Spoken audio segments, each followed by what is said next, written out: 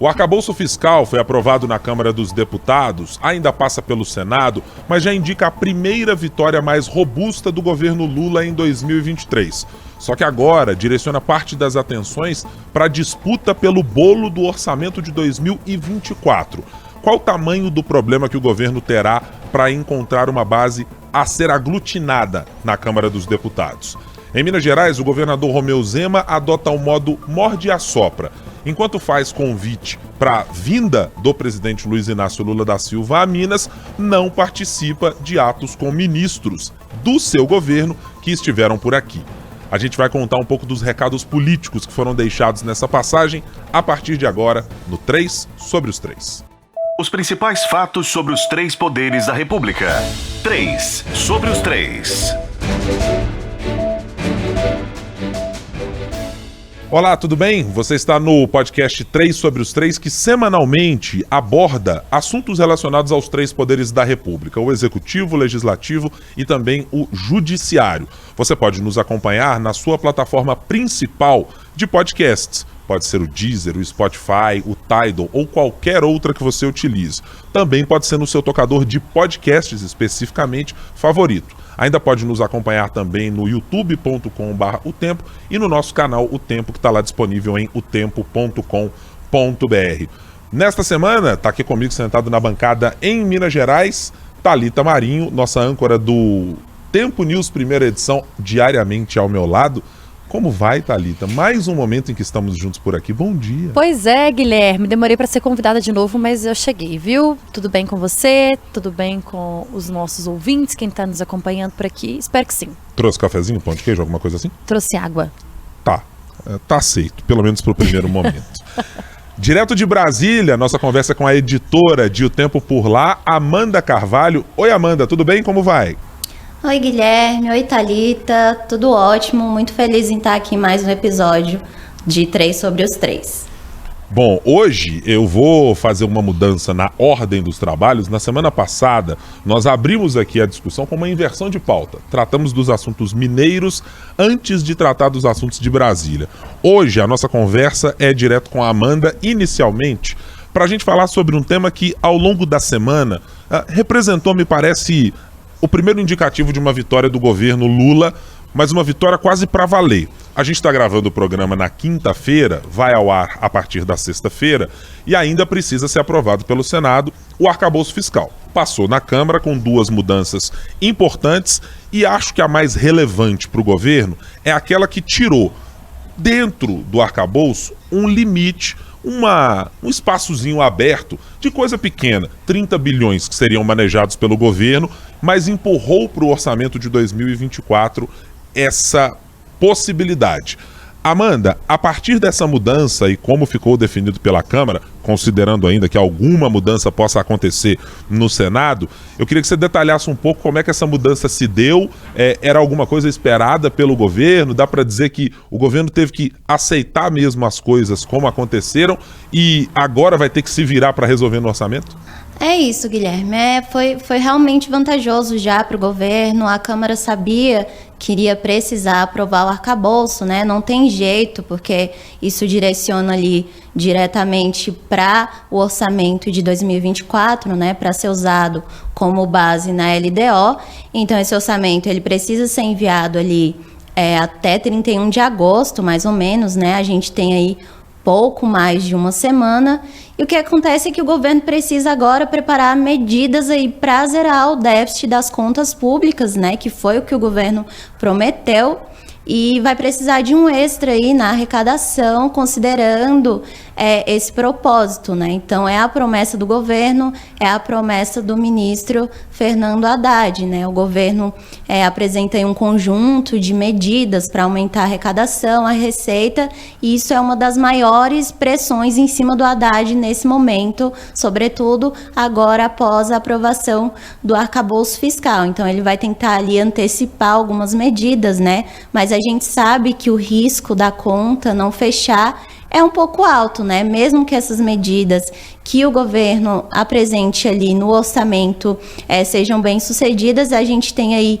aumento do salário mínimo e todos os gastos sociais, e aí vem a preocupação que é a conta não fechar, né? O próprio PAC que o governo anunciou recentemente, né? A gente noticiou bastante, já abre aí espaço para mais uns bilhões. Então, a preocupação no momento é essa. Então, agora, o próximo passo, a gente espera é que o governo mande esse orçamento até 31 de agosto e explique aí como é que vai cumprir, né? Como é que vai cumprir essa meta fiscal, basicamente como vai aí arrecadar mais do que gasta, né? Não gastar mais do que arrecada. Então, a gente entra nesse desafio agora para o Haddad, né? Já se fala aí da taxação dos super ricos, tem a mudança no CARF. Então, são medidas aí que não são simples de serem aprovadas ali no Congresso. Então, meio que é jogar na sorte agora, né?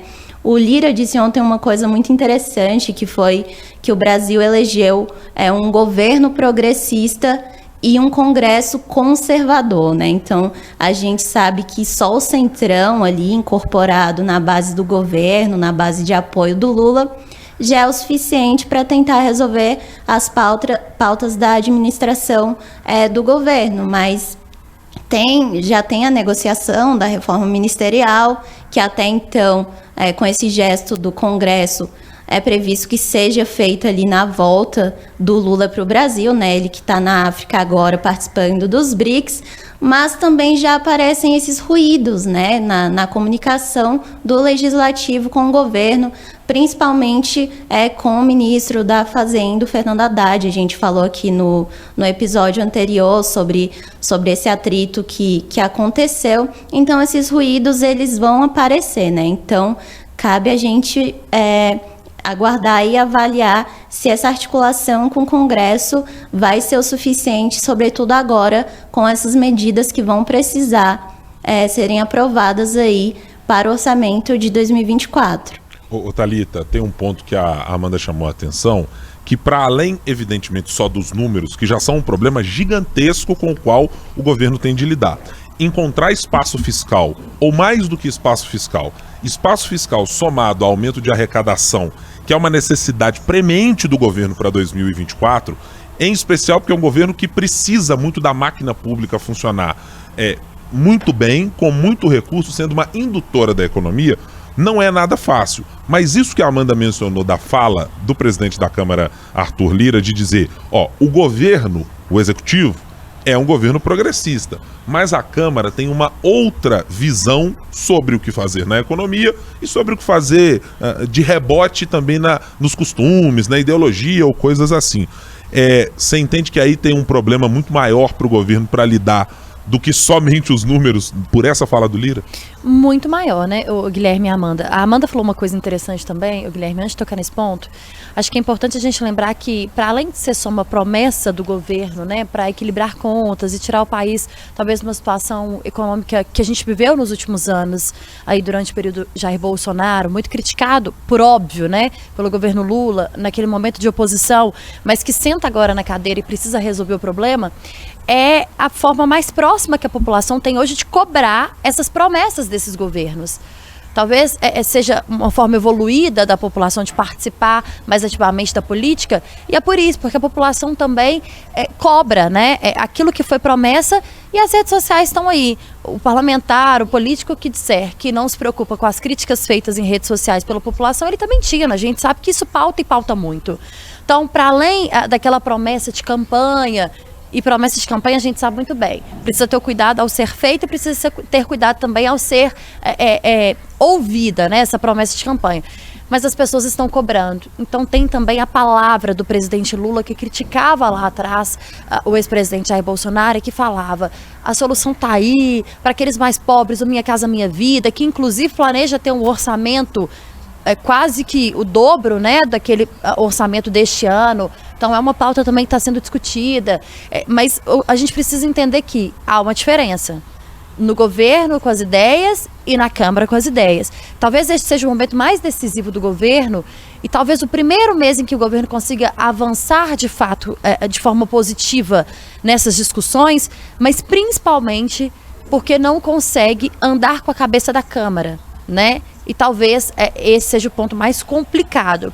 E aí a gente tem o ministro Fernando Haddad, que acata o que o presidente Lula diz e que entende os movimentos que a Câmara faz, mas que não quer aceitar muito bem esses movimentos que precisam ser feitos. E talvez esse seja o momento dele entender, parar e pensar qual é a forma mais correta de tentar dialogar. Eu não quero dizer que o governo vai baixar a cabeça e vai falar, então a gente vai acompanhar aqui o pensamento, a cabeça da Câmara.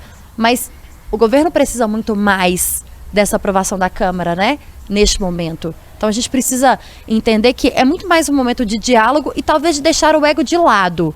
A promessa que é feita precisa ser cumprida. Afinal de contas, a população que é impactada, né? Então é claro que a população está esperando um país que vai sair do vermelho, um país que vai ter mais possibilidade do Minha Casa Minha Vida para quem precisa ter um lar, o país que vai ter mais emprego, que a economia não vai quebrar grandes, pequenos e médios empresários. Então é uma promessa que precisa ser cumprida, mas um diálogo que precisa ter com a Câmara, e esse é o maior desafio deste momento que o governo Lula enfrenta.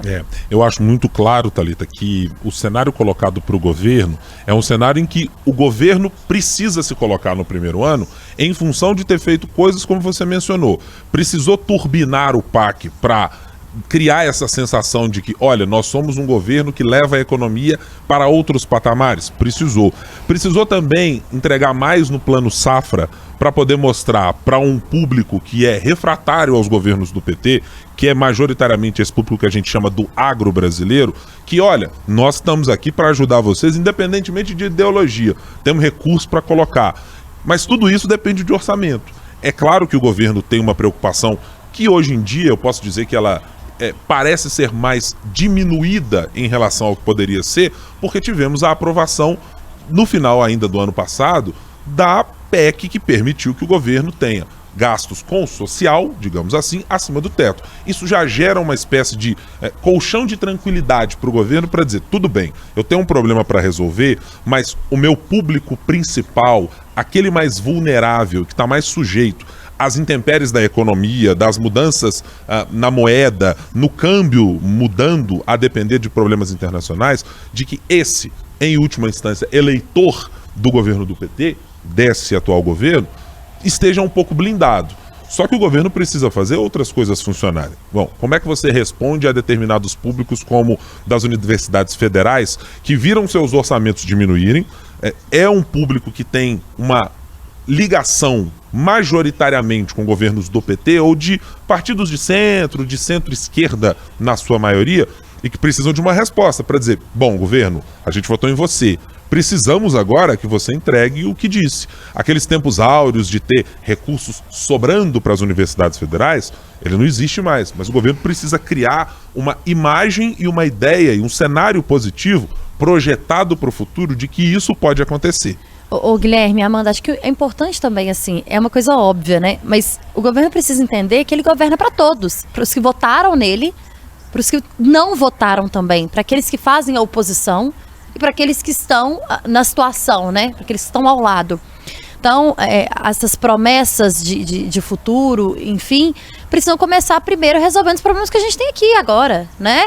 E os problemas que são urgentes, os problemas que as ideias boas que vieram do governo passado, que a Câmara, que o Senado e que, enfim, as prefeituras Brasil afora decidiram como modelo de avanço para o país, precisam ser reaproveitadas, essas boas ideias. Aquelas que, de acordo com o governo e num consenso, chegando aí a um consenso, não são boas, precisam ser mudadas. Mas o governo precisa entender que ele governa para todo mundo. Não governa só para quem votou no PT ou para quem ama o presidente Lula.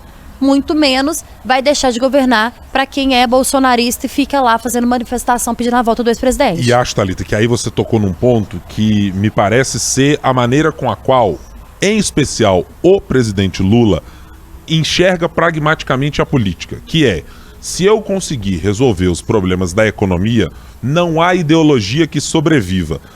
Quer dizer, você conseguiria, em tese, hipoteticamente, minimizar as resistências ao PT em determinados grupos da população ou a vinculação em relação aos últimos pleitos desse grupo com o campo de oposição, com o ex-presidente Jair Bolsonaro, pegando pelo bolso e dizendo, olha só, eu melhorei o seu perfil de pagamento, você conseguiu limpar o seu nome, você conseguiu ter obra na cidade onde você está, os empresários que estão ali no Minha Casa Minha Vida conseguiram fazer a retomada do setor da indústria e construção civil. Quer dizer, é tentar criar um clima positivo do ponto de vista econômico com resultados que sejam palpáveis, para que a população consiga dizer, olha, este governo consegue fazer. Mas há problemas enormes, porque as frentes em que o governo pretende aumentar a sua arrecadação, elas são frentes muito custosas politicamente para o governo. O embate dentro da Câmara dos Deputados, ele é um embate que vai necessariamente fazer com que o governo despenda muita energia.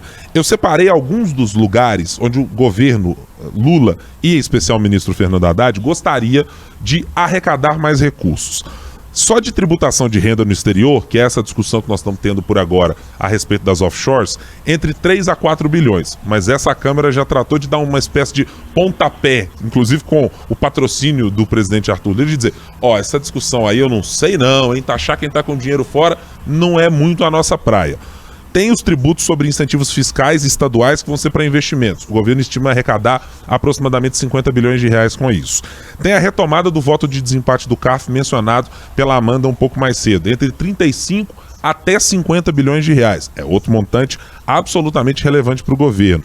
Tem a tributação do e-commerce, que é outro que tem um custo político enorme pela população. Tem um monte de mecanismos nas cidades popular, né? De apelo popular, e que é gente que compra e vive hoje em dia fazendo compra no exterior, revendendo no Brasil e conseguindo levar a sua vida no mercado informal. Poderia arrecadar aproximadamente 8 bilhões de reais, mas tudo tem muito custo político. Amanda, pensando nesse cenário que o governo tem, me parece que aquela sensação, digamos, de calmaria ao ver que o governo conseguiu passar a primeira fase dos seus projetos, talvez ela não dure muito a partir do momento em que o governo começar a ter de apertar o cinto no orçamento de 2024 e o cinto também pros parlamentares, porque afinal de contas, levar dinheiro do orçamento para dentro da máquina pública e para o executivo, em última medida, é fazer com que você tenha que negociar parlamentar e governo para ver, além das emendas liberadas, também muita coisa que os deputados adoram nos seus redutos eleitorais, né? É exatamente isso, né, Guilherme, Thalita? É igual um joguinho ali, que você passa a fase difícil e a próxima ali é mais difícil. Então, o próximo desafio do governo é, de fato, conseguir aprovar o orçamento justamente por conta dessas medidas que o Guilherme mencionou, que são medidas que têm um certo custo aí político, são medidas que não vão passar facilmente no Congresso, porque a gente tem ali um Congresso mais conservador esse ano, né? Mas algumas coisas ali, de fato, como a própria aprovação do marco fiscal, é um projeto que a gente sabe que tem que passar, todo ano acontece, então o Congresso tem ciência de que o Brasil precisa disso para a economia fluir. Mas outras pautas ali que o governo quer usar, outras medidas que o governo quer usar justamente para ganhar esse aumento na receita, na arrecadação, para as contas fecharem, né, para a gente ter um déficit zero aí, essas medidas sim, elas vão ter um empecilho, elas vão ser um empecilho, a articulação do governo vai ter que ser melhorada sim, de fato. O Congresso não está nada disposto a trabalhar, por exemplo, nessas pautas aí, que são essas pautas mais voltadas para a esquerda, que, enfim, seria porte de drogas, essas pautas de costume mais polêmicas. Tanto é que a gente tem um exemplo do STF julgando o porte de drogas, né? Tem vários projetos encaminhados sobre isso no Congresso, mas estão travados, né? O Congresso ali não quer mexer com isso agora, justamente porque mexe ali com um pouquinho da ideologia, e nem o Congresso, e imagino, creio eu, que nem o governo agora estejam preocupados em mexer com isso. Então, de fato, o foco agora é economia, é o orçamento de 2024 e é o governo conseguir cumprir as promessas ali. Mas de que forma, né? Vai quebrar a regra fiscal, vai conseguir dar andamento nessas medidas que vão gerar ali um aumento na receita. É tudo muito nebuloso, né? Muito complicado contar aí com uma arrecadação que talvez não venha a acontecer, né? Que nenhum economista seja 100% confiante sobre esse aumento de arrecadação. Então, o governo conta mesmo com essas medidas, mas a gente sabe que precisa ter um plano B aí de fato, porque essa receita pode não subir, então realmente é um desafio grande. A sensação que eu tenho, gente, é assim, talvez o governo não estivesse preparado para tanto embate de uma só vez, sabe? Assim, o governo Lula talvez não tenha se preparado e talvez acostumado pelos cabeças do PT e pelos cabeças da esquerda com o governo passado que eles fizeram, que tinha, é claro, sempre existiu a oposição e nós sempre tivemos situações de embate, né? Tá aí a democracia, inclusive. Mas a sensação que eu tenho é que o governo Lula e os seus ministros e a sua equipe, de fato, não se prepara para esses embates que são prévios, né? A gente consegue imaginar até qual é o próximo embate que o governo vai enfrentar de forma mais séria. E neste momento o que a gente encontra é um governo, uma equipe que vai ter que escolher qual batalha vai querer lutar, né? Se vai tentar convencer ali parlamentar por parlamentar, se vai querer convencer, sei lá, abrir as contas de fato, abrir o coração para a população e falar, para os brasileiros e falar, olha, nós prometemos isso, não vamos cumprir, mas contrapartida nós vamos dar isso e isso aqui em troca. O país vai passar por uma situação assim, mas a gente está tentando controlar. Qual que seria a pior situação neste caso? A gente não sabe. A Amanda cita um termo que eu gosto muito, que é de ser uma situação nebulosa, né? A gente não consegue enxergar mesmo o que vem do lado de lá. E talvez nem o governo tenha, de fato, esse pensamento positivo de que tudo vai dar certo e não tenha conseguido ainda achar, de fato, o melhor momento ou a melhor forma de amenizar essa situação que está o país. E assim, é muito chato, né? Enquanto cidadão, assim, é muito ruim para a gente viver num país onde, é claro, a democracia é um marco importante e a gente precisa dela para viver em qualquer ponto da nossa vida. Mas é muito ruim ter uma política voltada só para a esquerda ou para a direita, para quem concorda ou não. E a gente está vendo aí, ó, cada dia mais população que sofre, recursos básicos que não chegam, uma economia que não consegue de forma nenhuma girar e um país que não sai do lugar. Vamos mudar aqui a nossa prosa para agora falarmos sobre governo Romeu Zema. E não é tanto mudando assim, porque afinal de contas o governo federal também vai estar nessa conversa. Na última semana, na semana passada, aliás, tivemos aqui a visita do vice-presidente da República e também ministro da Indústria e Comércio Exterior, Geraldo Alckmin, que participou de um evento aqui em Sete Lagoas e, juntamente com o governador Romeu Zema, começaram-se ali uma espécie de troca de afagos. O governador dizendo, olha, envolto, primeiro é para deixar a gente sempre lembrar, envolto já há algum tempo numa áurea de desconfiança mútua entre ele e o governo federal e o governo federal para com o Romeu Zema, tentou fazer no que nos pareceu ali na leitura política um primeiro chameguinho no governo de dizer, olha só, gostaria que o presidente Lula viesse aqui para anunciar determinados investimentos ou para acompanhar aqui a inauguração do Tribunal Regional Federal da 6ª Região e muito mais. Bom, o vice-governador respondeu, o vice-presidente, aliás, respondeu, olha, coloque o café no bule que o presidente Lula virá a Minas Gerais. Bom, vieram primeiro os ministros do presidente Lula. Flávio Dino, Alexandre Silveira, figura bem rotineira, aliás, há algum tempo aqui no estado, e também veio o ministro do Desenvolvimento, Wellington Dias. Quem não estava neste evento era o governador Romeu Zema. Enviou o seu secretário de Segurança Pública, mas não esteve presente. E é óbvio que essa foi uma pergunta feita pelo ministro da Justiça. Tratou de colocar ali seus panos quentes e dizer, olha, o governo federal não discrimina ninguém. Isso depois de o governador de Minas já ter dito por diversas vezes que já viu o dedo do governo federal nas discussões na Assembleia Legislativa, de levantar com base até aquele momento e até agora, apenas em ilações de que o governo supostamente deixou o 8 de janeiro acontecer para de alguma maneira colher alguns benefícios políticos com aquilo. Em meio a todo esse caldo, Thalita, o governador Romeu Zema parece estar fazendo aquela espécie de morde e assopra. Bate um pouquinho, segura um pouquinho, eu até diria que é 75% morde e só uns 25% ou menos de assopra.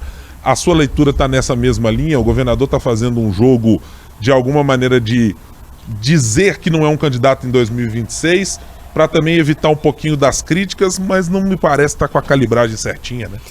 Ô Guilherme, sim, mas sabe o que eu acho? Eu acho que o governador Romeu Zema esbarra numa questão hoje muito mais, talvez a falta de acreditarem de fato numa candidatura em 2026, porque por um tempo ele se respaldou naquilo que acreditava o ex-presidente Jair Bolsonaro, naquilo que era colocado pelo ex-presidente Jair Bolsonaro.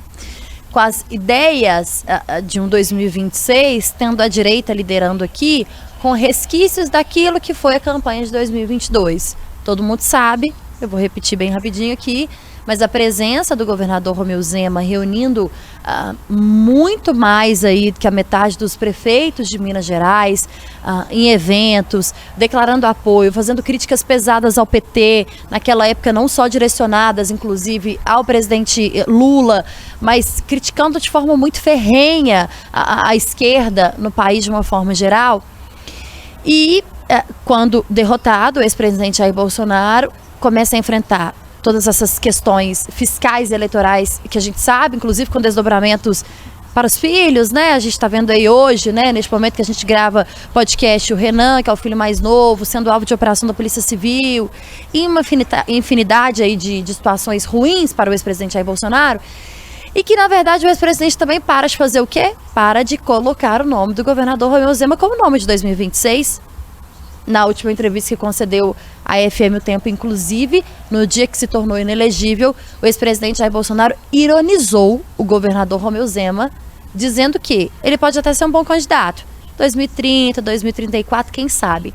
Então o governador Romeu Zema, ele tenta morder e assoprar, porque, é claro, ele precisa manter, inclusive, a postura que ele escolheu lá atrás. Ele escolheu lá atrás fazer críticas ao PT. Poderia ter tido uma forma diferente de apoiar o ex-presidente Jair Bolsonaro? Poderia. Daí o resultado a gente não sabe. Eu acredito que muito dificilmente o resultado de 2022 teria mudado apenas com o apoio do governador Romeu Zema. Mas ele continua escolhendo um lado que é ser um crítico do presidente Lula, mas não pensando na falta de recurso de Minas Gerais, ou talvez na falta do protagonismo até do Estado lá em Brasília. Pode ser por uma questão de que ele não busque isso também. Um embate direto com o ministro Alexandre Silveira. Mas ele escolhe continuar essa briga sem ter o respaldo aqui da direita, porque ele não tem hoje. Ninguém fala pelo governador Romeu Zema, ou ninguém coloca o nome dele como nome principal para 2026. Então ele faz esse morde e assopra quase que sozinho, mordendo pouco. Sabe quando alguém te oferece um pedaço de chocolate, você fala, me dá só um pedacinho para não fazer falta? E você quase não sente gosto? É essa a sensação que eu tenho do governador Romeu Zema. Eu acho que neste momento ele entendeu que ele é o governador de Minas, um estado tão grande, tão importante para a política nacional. Mas não adianta ser só o governador de Minas Gerais se você não tiver o apoio, principalmente depois do apoio que você deu numa campanha presidencial. Então, se você não tem isso, pode continuar batendo, mordendo e assoprando. Pode dar certo, mas eu acho difícil que esse modelo funcione, viu, Guilherme? Ô, Amanda, os ares de Brasília, ou pelo menos aqueles burburinhos ou as conversas que chegam até aí, dão conta dessa tamanha rivalidade que o governador Romeu Zema tem para com o governo federal? Ou é uma questão muito mais do próprio governador se colocar nessa condição? Porque por vezes eu tenho a impressão que o governo federal está olhando para o mapa, evidentemente, com mais gente nesse jogo. Está olhando para Tarcísio de Freitas em São Paulo, está olhando para Eduardo Leite no Rio Grande do Sul, e o governador Romeu Zema é mais uma dessas peças.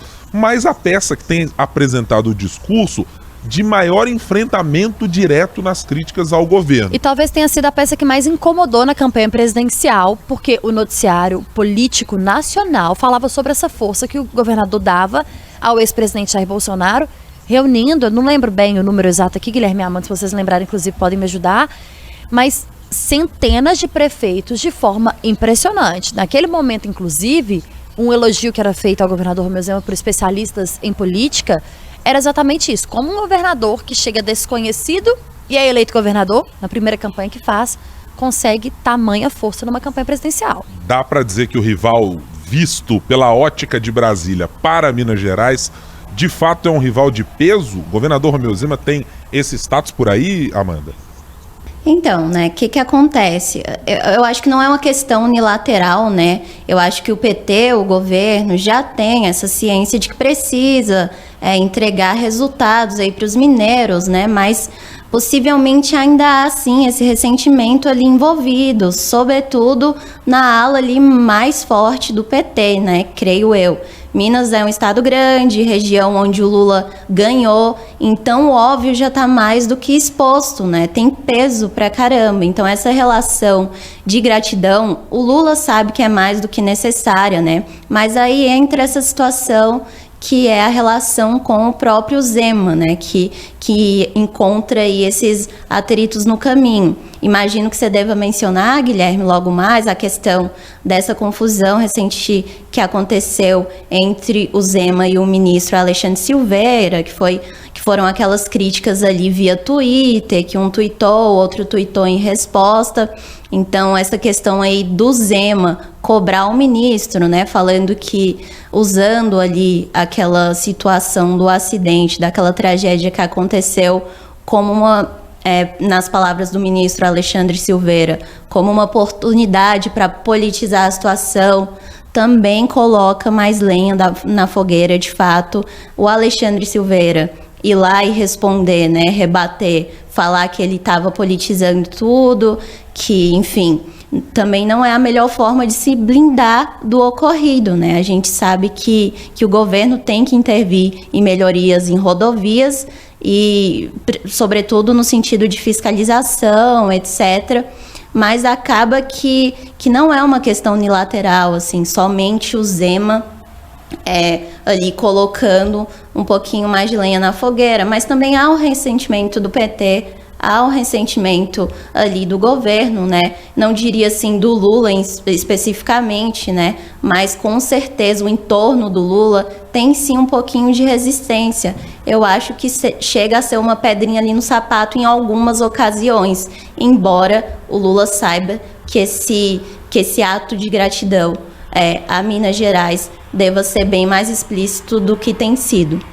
E é muito evidente que isso encontra ecos na oposição ao governador Romeu Zema, porque o próprio governador se colocou nessa condição e é preciso observar o histórico político. O governador sempre usou como uma espécie de escada ou de força motora para construir a sua imagem. Primeiro, dizer, sou diferente de todo mundo da política. Depois, ao vencer as eleições aqui em Minas Gerais pela primeira vez, ao dizer, eu sou o anti-Pimentel. E o governador não esconde eras e vezeiras vezes ao dizer, olha, é o governo Pimentel, olha, é o governo PT Pimentel. Ele criou quase que essa expressão, né? O governo PT Pimentel, o governo PT Pimentel. Então ele é uma espécie de escudo para que o governador sempre diga, olha, ainda que eu não faça o melhor trabalho, as condições não permitam, o governo do PT sempre é muito pior do que será o meu governo. E é óbvio que a base petista aqui em Minas Gerais calcificou essa ideia e colocou o time para campo, para dizer, tudo bem, é ótimo que o governador tenha nos escolhido como adversários, mas a conversa não será apenas unilateral. Nós também colocaremos as nossas armas para o jogo, digamos assim. E neste caso, como a Amanda mencionou, um personagem que eu acho que é muito importante em todo este contexto de relação executivo, federal e aqui em Minas Gerais, que é o ministro Alexandre Silveira. Ele é o único ministro mineiro no atual ministério, estou falando do primeiro escalão, né? Estamos dizendo não nas estruturas médias, segundo, terceiro escalão, mas ele é o único ministro e aquele que os bastidores políticos já há muito tempo colocam como um potencial candidato ou para uma disputa ao Senado em 2026, ou para uma disputa para o próprio governo de Minas, caso um de seus principais aliados políticos, que é o presidente do Senado, Rodrigo Pacheco, decida não concorrer ao governo de Minas. Então é claro que me parece muito calculado que as relações entre Alexandre Silveira e Zema e a própria decisão de entrar na briga como, peraí, quando o governador Romeu Zema disser algo sobre a União, estarei eu aqui pronto a defender o legado ou o atual governo Lula. É um cálculo político muito evidente. O desenho político pode fazer com que em 2026, caso não haja viabilidade para o governador Romeu Zema ser um candidato presidencial, que ele decida ir para o Senado e talvez num embate com Alexandre Silveira, que já foi derrotado na última eleição, mas que não esconde, ou pelo menos os bastidores aqui da política não escondem, o desejo de manter-se na carreira política. Se como senador, se como governador de Minas, aí é outra história. O que me parece é que o governador Romeu Zema tomou uma decisão que antecipou a sua chegada para o noticiário nacional e para os olhares nacionais, talvez muito precipitadamente, por isso tenha tomado a decisão de, no morde-a-sopra, criar um pouquinho mais de assopra. É que com a entrevista dada pelo Estadão, ou dada ao Estadão, e que criou toda a celeuma a respeito da posição dele no COSUD, né, de como deve-se olhar para o país do ponto de vista produtivo, falando lá sobre as vaquinhas que não geram tanto leite ao se relacionar com o norte e o nordeste do país, ele se colocou num debate quase que presidencial, parecendo de campanha eleitoral, que só vai acontecer daqui quase 4 anos. Na cabeça dele o discurso estava pronto, né? E aí eu acho que o governador precisou dar 2 passos atrás e dizer, alto lá, eu vou só resolver as coisas de Minas aqui primeiro, eventualmente eu vou fazer aqui um afago ao presidente Lula. Mas eis que surge esse tweet mencionado pela Amanda, e aí eu confesso que para os analistas políticos é uma bagunça completa. Porque a hora que a gente acha, não, é uma postura que mudou, aparentemente as coisas vão para outro caminho. Nada. Um tweet destrói toda a ideia que estava projetada por ali.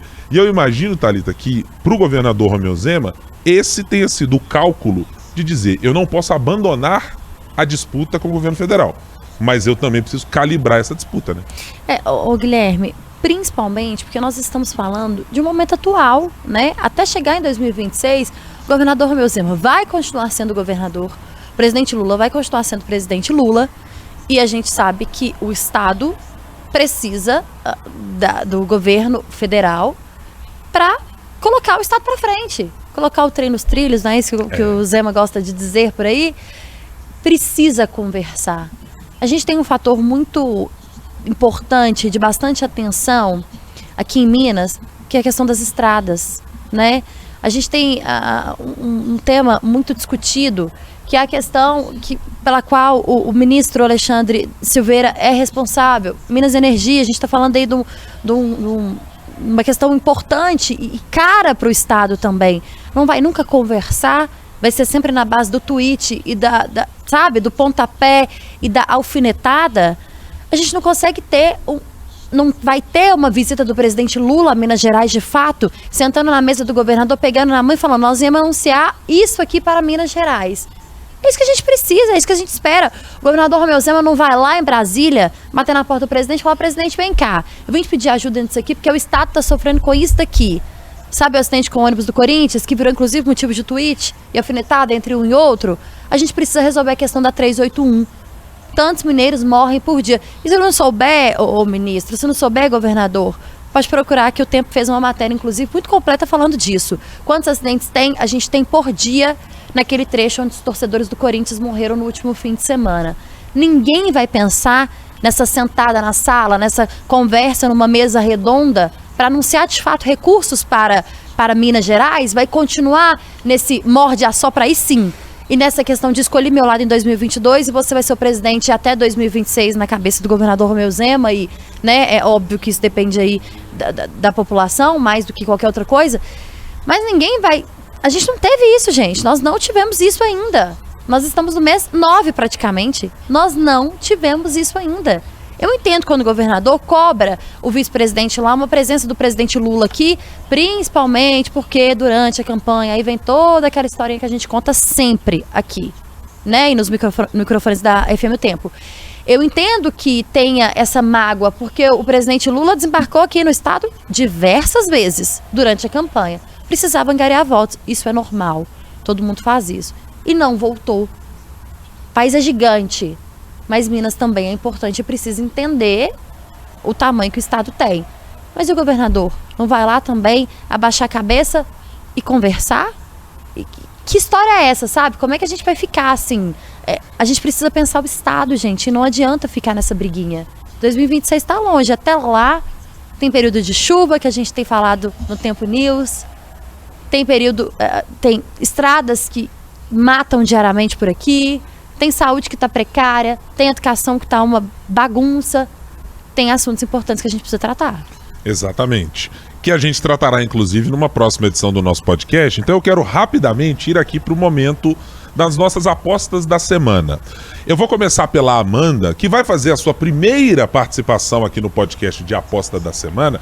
Na semana passada, eu e Marina Schettini abortamos, quer dizer, eu abortei a ideia de termos o por causa do adiantado da hora, inclusive, do podcast, de que a gente ia ter as apostas da semana. Mas nesta semana não faltará. Amanda, começando por você, o nosso ouvinte que nos acompanha aqui no podcast e que, claro, vai nos acompanhar no nosso portal tempo.com.br, com muito mais, no que ele deve prestar atenção para a próxima semana do noticiário político, qual é a sua aposta?